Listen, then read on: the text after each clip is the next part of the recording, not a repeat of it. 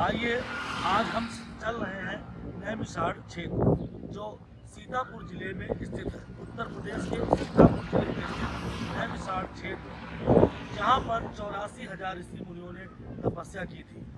वो नैमिषारण्य क्षेत्र जहाँ पर माँ ललिता देवी का विख्यात मंदिर भी है। तो चलते हैं माँ ललिता देवी और नैमिषारण्य। जय माँ ललिता देवी।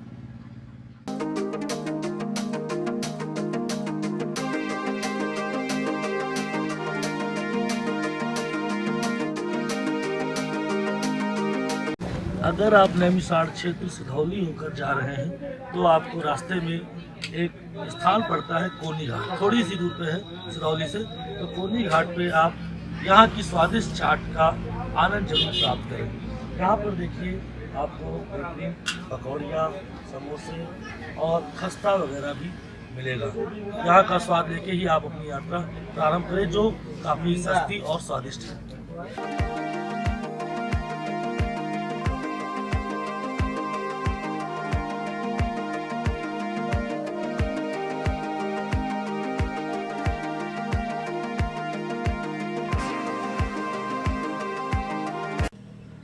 तो ले चलते हैं आपको माँ ललिता देवी और नैमिषारण्य क्षेत्र।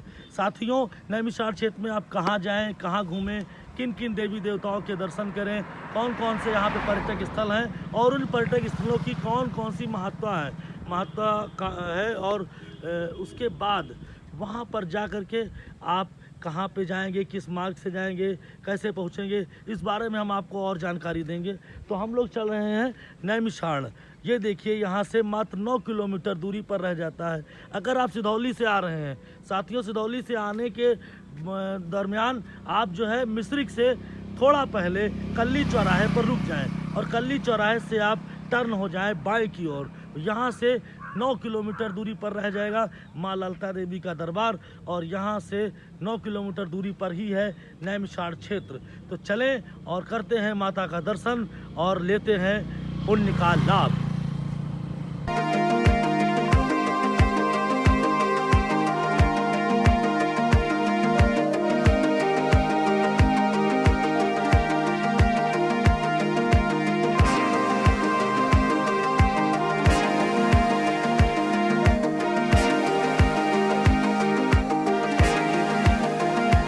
तो देखिए हम आ चुके हैं नैमिषारण्य क्षेत्र के नैमिष धाम में। यहाँ से मुड़ेंगे हम चक्रतीर्थ की तरफ और चक्रतीर्थ पहुँचने के बाद वहाँ स्नान करने के बाद ही माँ ललिता देवी के दर्शन किए जाते हैं। आप देख रहे हैं यहाँ का भव्य नज़ारा, भीड़ और मौसम धूप तेज है लेकिन हवाएं भी चल रही हैं, इसलिए मौसम अनुकूल है और हम लोग अब यहाँ से चलेंगे चक्रतीर्थ की तरफ। चलिए माँ ललिता देवी की पावन यात्रा पर। साथियों, हम आ चुके हैं नैमिषारण्य के पवित्र सरोवर चक्रतीर्थ की पावन धरा पर। यह एक पवित्र सरोवर है। देख रहे हैं यहाँ पर श्रद्धालुगण की भीड़ अधिकतम है। यहाँ पर हर समय 12 महीने आना जाना श्रद्धालुओं का लगा रहता है। आप देख रहे हैं, आपको ले चल रहे हैं चक्रतीर्थ के पास। साथियों, चक्रतीर्थ में माँ ललिता देवी के दर्शन के पहले स्नान करने का विशेष ही महत्व है। इसके चारों तरफ छोटे छोटे तमाम मंदिर हैं।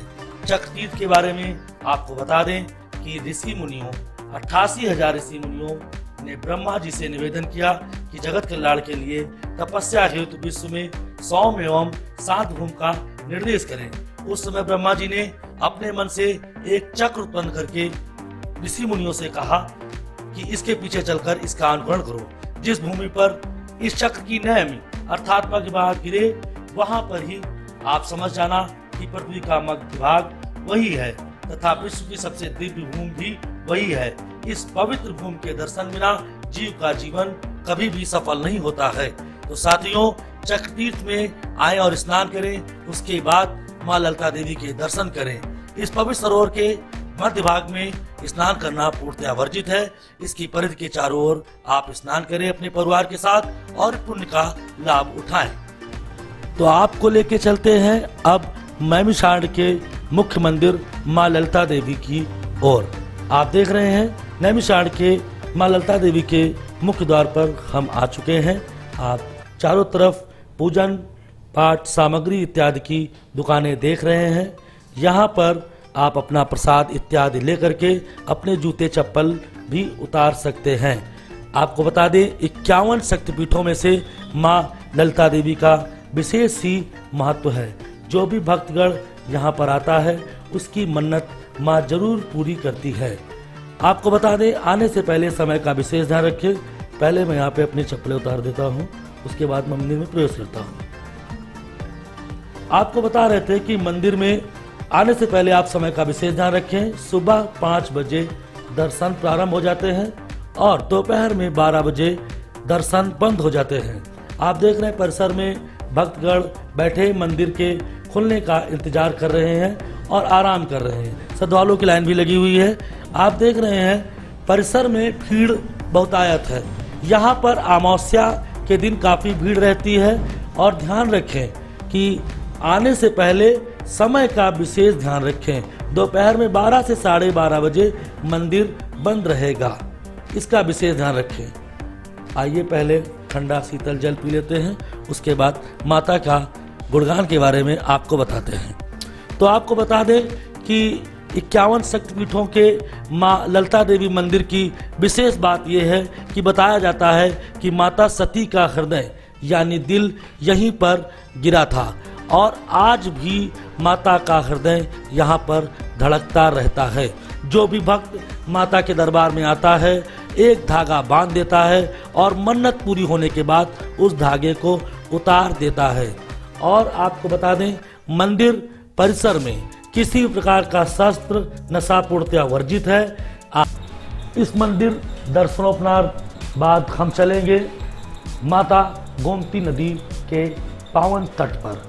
यहाँ पर दशमेघ घाट है, वहाँ पर भी श्रद्धालुगण जाते हैं और माँ गोमती नदी में प्रवाहित हो रहे शीतल जल में स्नान करके सुखद अनुभव और पुण्य दोनों का लाभ उठाते हैं। आप देख रहे हैं श्रद्धालुगण माता गोमती में स्नान कर रहे हैं। इस स्थान को दशमेघ घाट भी कहा जाता है।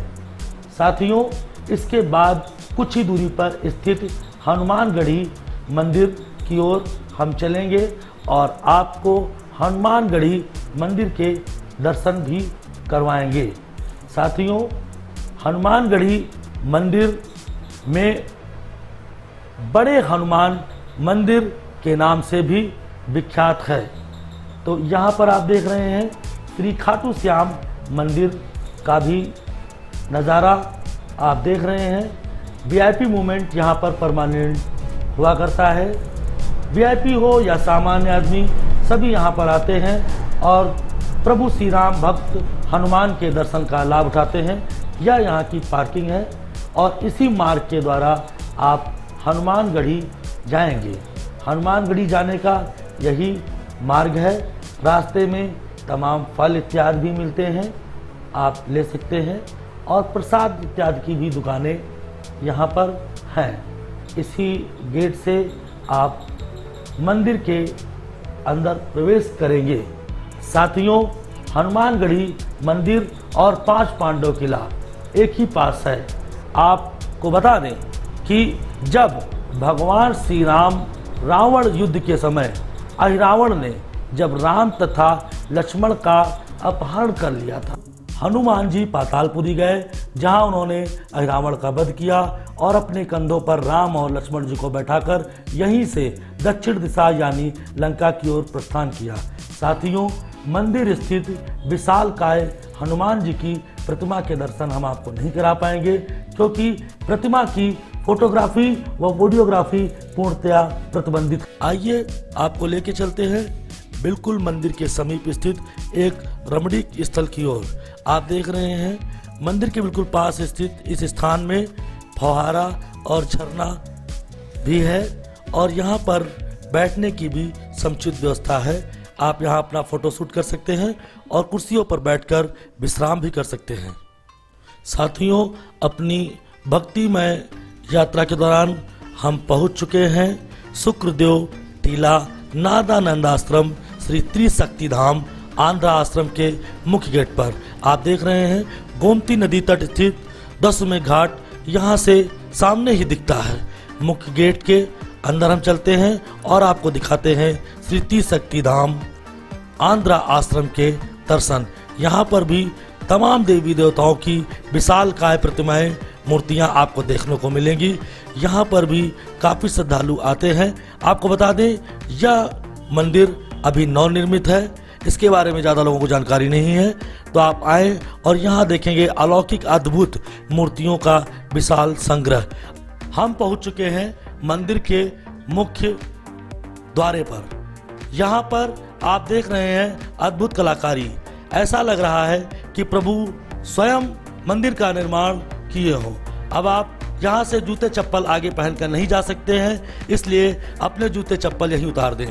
धूप ज़्यादा होने की वजह से श्रद्धालु विश्राम कर रहे हैं। जब आप मंदिर के अंदर बढ़ेंगे तो आप देखेंगे भगवान विष्णु की विशालकाय प्रतिमा, ऐसी प्रतिमा जो शायद आपने पहले नहीं देखी होगी। इस मंदिर के चारों तरफ दीवारों पर बहुत सारे देवी देवताओं के चित्र बने हुए हैं और इस मंदिर में ये आप देख रहे हैं भगवान भोलेनाथ जी नंदी बाबा जी के साथ विष्णु जी के समक्ष विराजमान हैं। जब आप मंदिर प्रांगण में आगे बढ़ेंगे तो आप देखेंगे जगत जननी माँ दुर्गा जी की विशालतम दूसरी प्रतिमा जो अपनी सवारी शेर के साथ विराजमान है। आप मंदिर के अंदर जब बढ़ेंगे तो आपको नजर आएंगे अद्भुत अलौकिक प्रतिमाएं, जिन्हें देखकर आपको एहसास होगा कि मैं अभी तक यहाँ क्यों नहीं आया। आप अपने इष्ट मित्रों के साथ आएं और इस मंदिर में अद्भुत बनी हुई प्रतिमाओं का दर्शन करें और जीवन को सफल बनाएं। इसके बाद हम चलेंगे देवपुरी की तरफ। हम पहुंच चुके हैं देवपुरी मंदिर में। साथियों, यहाँ पर 108 देवी देवताओं को समायोजित किए हुए भारत का एकमात्र मंदिर है। आप यहाँ पर आकर के 108 देवी देवताओं के दर्शन एक मंदिर में ही कर सकते हैं। यहाँ का शांत वातावरण आपका मन मोह लेगा। भव्य मंदिर में 108 देवी देवताओं के मंदिर, अंदर जब आप जाएंगे तो आपको इन देवी देवताओं के दर्शन मिलेंगे। चूंकि इस मंदिर में भी वीडियोग्राफी और फोटोग्राफी मना है, तो हम आपको देवी देवताओं के दर्शन नहीं करा पाएंगे। आप जब नैमिष आइए तो 1-2 दिन का समय लेकर जरूर आइए, क्योंकि इतने मंदिर हैं जिन्हें कम समय में घूम पाना, देख पाना मुश्किल है। और इसके बाद हम चलेंगे भगवान भोलेनाथ के देव देवेश्वर धाम, जो कि गोमती नदी के समीप स्थित है। देवपुरी से मात्र 1 किलोमीटर दूरी पर ही स्थित श्री देव देवेश्वर महादेव के पावन धाम में हम आ चुके हैं। आप देख रहे हैं मंदिर परिसर का दिव्य दृश्य। यहाँ का शांत प्राकृतिक मनोरम वातावरण और विशालकाय वृक्ष यहाँ की विशेषताएं हैं। साथियों, श्रावण मास में यहाँ पर विशाल मेला लगता है। आसपास क्षेत्र से श्रद्धालु आते हैं, भक्तगण आते हैं और भगवान भोलेनाथ से अपनी मनोकामनाओं की इच्छा जाहिर करते हैं, जिसे भोलेनाथ भंडारी पूरी करते हैं। माँ गोमती नदी के समीप स्थित होने के कारण श्रद्धालुगण पहले माँ गोमती में स्नान करते हैं और उसके बाद मंदिर में जाकर के भगवान भोलेनाथ भंडारी की पूजा करते हैं। साथियों, इसी स्थान से हम अपनी भक्तिमय यात्रा का समापन करते हैं। हमारा यह वीडियो आपको कैसा लगा, इसके बारे में जरूर बताएं और पवित्र तीर्थ नैमिषारण्य आप अपने परिवार और इस मित्रों के साथ जरूर आएं। धन्यवाद।